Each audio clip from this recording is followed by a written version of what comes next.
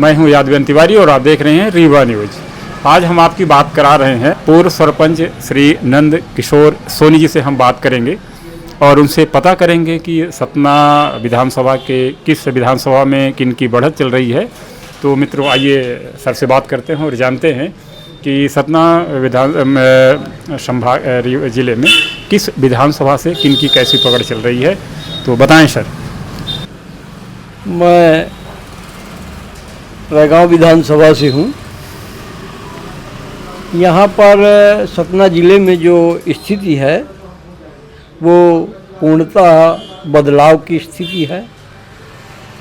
यहाँ 7 विधानसभा हैं, हालांकि 2 सीटें सभा मैहर में जा चुकी हैं, मैहर और अमरपाटन, पर सतना में पहले से ये 7 विधानसभा थी। तो 7 में आसार ये हैं चुनाव के कि 5 सीटें कांग्रेस के पक्ष में आएंगी, 4 सीटें बीजेपी के पक्ष में आएंगी। सतना त्रिकोणीय मुकाबला है। यहाँ पर शिवा भैया की अच्छी पोजीशन है, रत्नाकर चतुर्वेदी, क्योंकि ये पूर्ववत बीजेपी से थे, पर टिकट सांसद को मिल जाने के कारण पूर्व सांसद को गणेश सिंह को ये बीएसपी में होके ये चुनाव लड़ रहे हैं। पूरा युवा वर्ग उनके साथ है और आज के समय में अच्छी स्थिति है। तो मैं तो ये कहूँगा कि इनको जीतना चाहिए और रैगांव में भी नहीं, इन्हें जीतना चाहिए कि ये जीतेंगे, मतलब आप उनकी नहीं जीतेंगे ही जीतेंगे। अच्छा, जीतेंगे ही जीतेंगे। बढ़त बनाए हुए हैं, बढ़त बनाए हुए हैं सतना से बीएसपी। हाँ, सतना से बीएसपी। और रैगांव विधानसभा में हमारे पूर्व विधायिका जो थी कल्पना वर्मा, उनकी पोजीशन भी अच्छी बनी हुई है।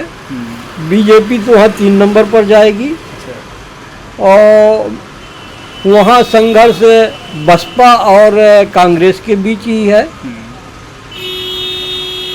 और इसी प्रकार बाकी सभी सीट है। जनता बदलाव की स्थिति में है। वो तो दिख रहा पूरे प्रदेश में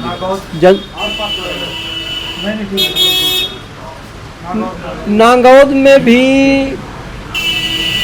बदलाव की ही स्थिति है। हालांकि पूर्व मंत्री महोदय नागेंद्र सिंह बहुत बुजुर्ग हैं और उनको टिकट दी गई है, तो उनके सम्मान में अब जीत उनकी हो या ना हो, पर संघर्ष बहुत है इस बार उनको भी, क्योंकि बीएसपी और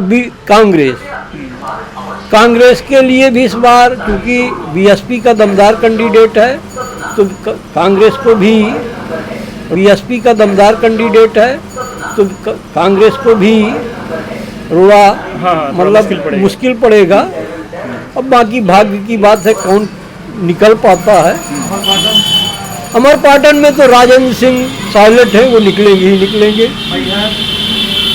मैहर में भी स्थितियां, चूँकि अब उनको नारायण तिवारी जी को जो है बिंद विकास पार्टी जो हो गई उनकी, इस वजह से, पर जो धर्मेश घई जी हैं वो पूरा, तो उनकी भी स्थिति अच्छी है। श्रीकांत वहाँ से बीजेपी से हैं, पर उम्मीद तो ये की जाती है कि धर्मेश घई ही निकलेंगे। जी हाँ।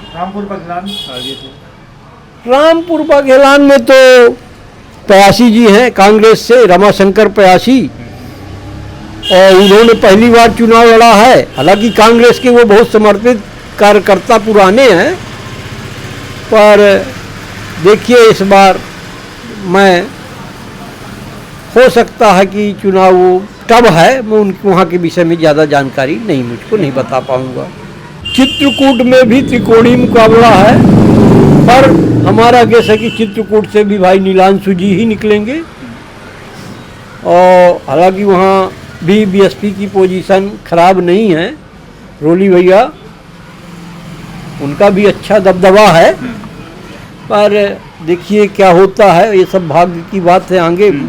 और मैं तो जनता से अपने तरफ से यही रिक्वेस्ट करूँगा कि भैया 20 साल से बीजेपी का शासन चल रहा है, एक छत्र राज्य है, महंगाई चरम पर है, किसी की सुनवाई नहीं हो रही। ये जो मुख्यमंत्री हैं अपने, ये घोषणा वीर सरकार हैं, घोषणा करते जाते हैं, काम धाम कुछ होता नहीं है, इसलिए बदलाव की स्थिति है। और मैं जनता से तो अपील ही यही करूंगा कि चाहे जिसको वोट दे, पर बीजेपी को वोट ना करके शासन को हाँ। कि आप सरकार से क्या समस्या महसूस कर, क्या बदलाव तो ठीक ही है, हमारी कौन सी समस्या है जो सरकार जिस पर ध्यान नहीं दे रही है, जिनका सलूशन हमें चाहिए?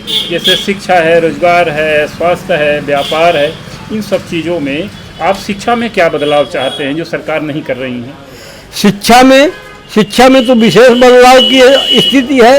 इतनी प्राइवेट स्कूलें हैं, एक बार बच्चे का एडमिशन होता है, फीस देता है वो डोनेशन, और उसको हर साल डोनेशन एडमिशन फीस देनी पड़ती है।